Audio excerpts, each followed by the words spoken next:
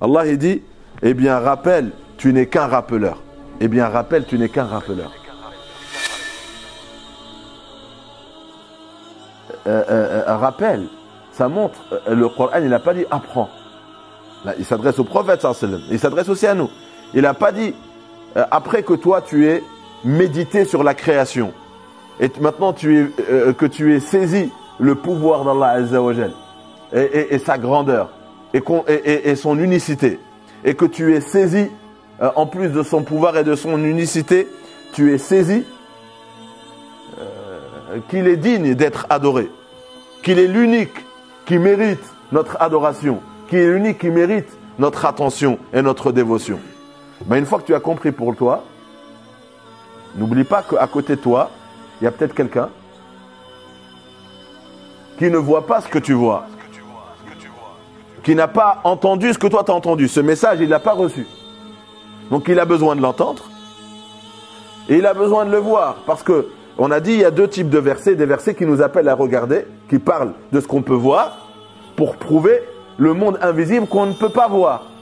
Et celui qui a le pouvoir de faire ce que tu peux voir, il a aussi le pouvoir de créer le paradis et l'enfer que tu ne peux pas voir. Et donc si tu as compris tout ça, tu vas te préparer. Et il y en a, ils n'ont pas eu cette chance. Donc Allah il dit rappelle-leur. Mais il aurait dû nous dire apprends-leur. Moi j'ai quelqu'un, je le vois lire un livre. Moi j'ai quelqu'un, je le vois lire un livre. Je le vois lire un livre. Et après un moment, je vois que ce livre qu'il a lu, il ne le met pas en pratique. Là je le vois, moi je l'ai vu lire le livre. Mais je le vois, ce livre, il lui a appris beaucoup de choses qu'il devait mettre en pratique. Je connais le livre.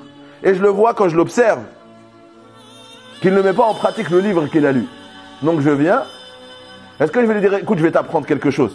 Si je sais qu'il a lu le livre, je vais lui dire quoi? Je vais te rappeler. Parce que ces choses, je sais que tu les connais. Je sais que tu les as déjà lues. Tu les as déjà... Tu as la connaissance de cette chose. Et donc, je ne vais pas te dire, eh bien, je vais t'apprendre quelque chose, sachant que je sais que tu en as la connaissance. Je veux dire, je vais te rappeler quelque chose. Par contre, quand tu dis à quelqu'un, je vais t'apprendre quelque chose, ça c'est quand j'ai la connaissance que tu n'as pas cette connaissance. Quand j'ai la connaissance que tu n'as pas cette connaissance. Maintenant, c'est qui parle? C'est Allah. Donc Allah, il dit au prophète, sachant que là, il reçoit le verset, n'est-ce pas? Donc ces choses-là, les gens, ils ne le savent pas encore. C'est la révélation. Alors malgré ça, il lui dit, rappelle-leur. Là, il y a un problème. Le prophète, il vient de le recevoir. C'est lui qui vient de recevoir la révélation. Les gens ne l'ont pas reçu. Pourquoi Allah, au lieu de dire au prophète, apprends-leur, il lui dit rappelle-leur. Parce qu'il y a le fitra. C'est Allah. Allah, quand il t'a créé, quand il t'a fabriqué, quand il t'a façonné, il a mis en toi ses connaissances. Elles sont présentes en toi. Et la mission des messagers et des prophètes, c'est pas de t'apprendre des choses qu'au fond, toi, tu vas découvrir. C'est des choses que tu connais. Tu as déjà... Avant d'être là, tu as déjà entendu Allah. Tu as déjà été en sa présence. Tu le connais déjà. L'âme, dans le monde des âmes. Maintenant, quand le messager va te réciter la parole de Dieu, c'est comme si, je ne sais pas ce que ça vous est arrivé, par exemple, quelqu'un que vous n'avez pas parlé, avec qui vous n'avez pas parlé depuis 10 ans, 15 ans. Vous connaissez sa voix. Vous connaissez même sa manière de parler. Ça fait 10, 15 ans. Au moment où vous entendez la voix, est-ce que vous pouvez le reconnaître? Sa voix, c'est comme l'empreinte digitale de la voix, non? Tu entends la voix de quelqu'un, tu ne vois pas. Moi, j'entends quelqu'un parler, je ne le vois pas, je le reconnais. La voix, elle est assez unique. Et même la manière de parler. Par exemple, quelqu'un, une fois, il m'a amené un texte. Il m'a dit, voilà ce que j'ai écrit. Je lisais le texte. Et moi, je le connais très bien. Je lui dis, c'est pas toi qui as écrit ça. Je connais comment tu parles. Toi, tu parles pas comme ça. Le mot et la syntaxe. Non, ça, c'est pas toi. C'est pas toi qui... Après, il rigole, c'est pas moi qui ai écrit ça. Bien sûr, parce que je te connais. Je sais comment tu parles. Le jour où je vais lire un livre, c'est pas toi. Tu peux pas écrire comme ça. C'est comme quelqu'un qui maîtrise pas le français et tout d'un coup, il y a un livre à lui qui est en vente. Et ils mettent son nom dessus. C'est lui qui a écrit ce livre. Et toi, quand tu le regardes à la télé, tu dis, c'est même pas faire une phrase avec un sujet et un verbe. Et il a écrit un livre comme ça. C'est pas lui qui l'a écrit. Eh bien Allah Azza wa Jal, quand il dit au prophète Fadhakir, Allah il nous connaît. Il sait qu'il a mis en nous ses connaissances. Il dit au prophète, moi je connais. Tout ce que tu vas leur dire, ils le savent. Au fond d'eux, ils le savent. Et pourquoi donc quand le prophète sallallahu alayhi wa sallam, il leur a récité les signes d'Allah, pourquoi ils ont rejeté les signes d'Allah? Pourquoi ils ont rejeté? Allah il dit quand tu leur parles, quand tu leur dis cette vérité, et elle est cohérente. Au fond d'eux, ils savent que c'est vrai. Mais ils la rejettent. Allah il nous dit pourquoi ils la rejettent. وَجَحَدُوا بِهَا, ils la rejettent alors qu'au fond d'eux, وَاسْتَيْقَنَتْهَا أَنفُسُهُمْ, au fond d'eux, ils ont la certitude que ce que tu dis n'est pas un mensonge. Eux, ils savent, quand ils t'écoutent, il n'y a aucun argument pour dire que ce que je dis est faux. Il n'y a aucune preuve pour rejeter ce que je dis. استيقنتها أنفسهم, au fond de lui, il sait que j'ai raison. ولكن pourquoi il la rejette? ظُلْمًا وَعُلُوًا. ظُلْمًا وَعُلُوًا. C'est injuste, c'est par injustice. C'est injuste. Ça veut dire ce qui est juste, c'est d'être d'accord avec moi. Si tu es juste, tu dois être d'accord avec moi. Mais si tu n'es pas d'accord avec moi, c'est injuste. Et pourquoi tu es injuste? وَعُلُوًا.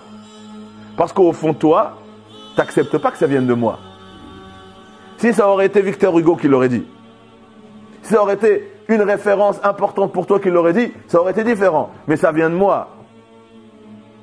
Donc les Arabes, ils disaient ça du prophète sallallahu alayhi wa sallam. Ils disaient pourquoi Allah n'a pas fait descendre sur quelqu'un de riche? Parce qu'il y avait déjà des gens qui avaient le pouvoir, qui avaient la richesse.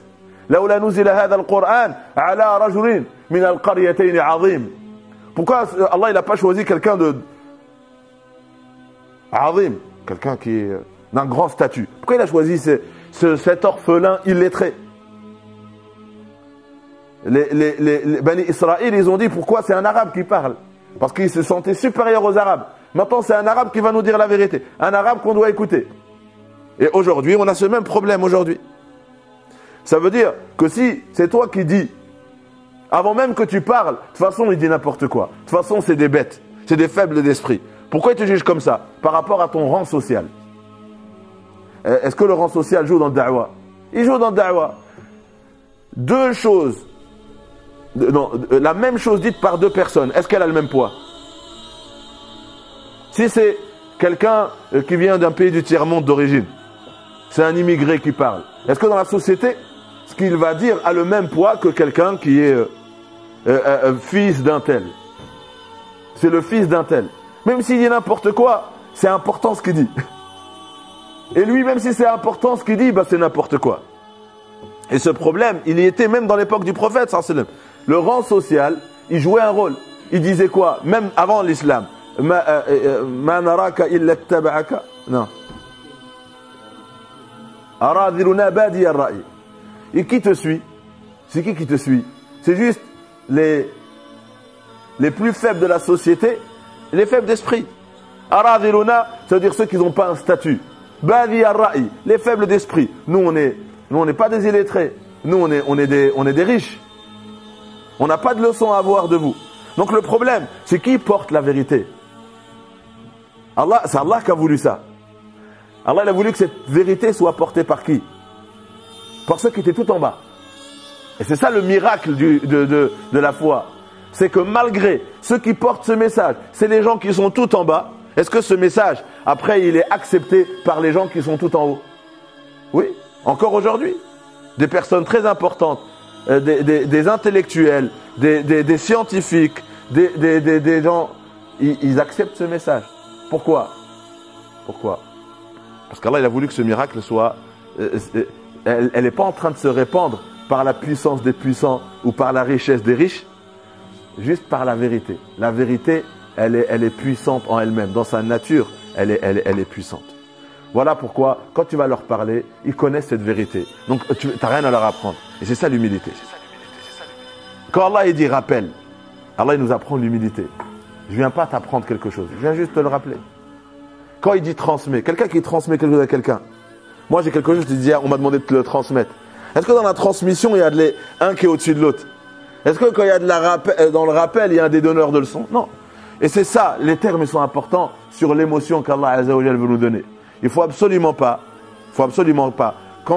surtout quand il s'agit de da'wah, que ce soit avec tes enfants, que ce soit avec époux, épouse, entre amis, quand on parle de l'islam à des non-musulmans, à des gens qui n'ont peut-être pas la foi, Allah il dit fadhakkir. Juste tu lui rappelles une chose qui sait au fond de lui. Tu n'es pas un donneur de leçons, tu n'es pas mieux que lui. Tu n'es pas au-dessus de lui. Tous les êtres humains, on doit rester dans l'image que l'islam nous donne. On est égaux. C'est juste que moi, on m'a rappelé quelque chose, ça a ressuscité cette connaissance. Et à mon tour, je dois venir te rappeler quelque chose et ressusciter cette connaissance. Mais je ne dois absolument pas me voir au-dessus de toi parce que je connais et tu ne connais pas. Et je dois pas uniquement le ressentir, je ne dois pas le montrer. Mais maintenant, il y a des fois une question, et c'est des jeunes, j'ai eu des retours comme ça de jeunes. Moi, j'aime pas écouter un tel ou un tel. Pourquoi? Parce que quand il parle, il crie, ou etc. Non, c'est pas une raison pour rejeter le dire de cette personne-là. Parce que le prophète, sallallahu alayhi wa sallam, ça dépendait du sujet.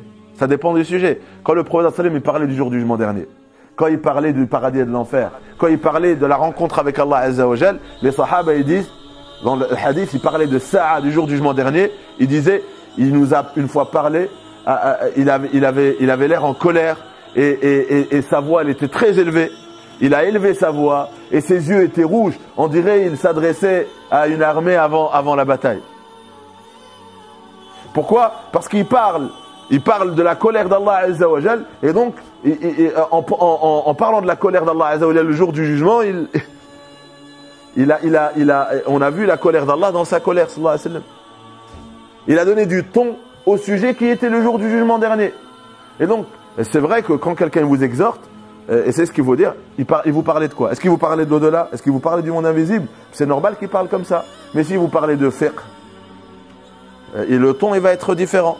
S'il parle comme du sujet en ce moment, fadhakkir, comment faire des rappels, etc. Le ton il va être différent. Mais est-ce que le ton doit changer selon le sujet? Le ton doit changer selon le sujet.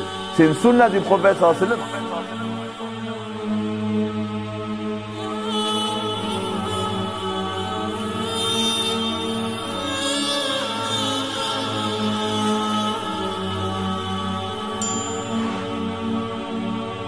Celui qui est au service de son frère, Allah Azza wa Jal sera à son service.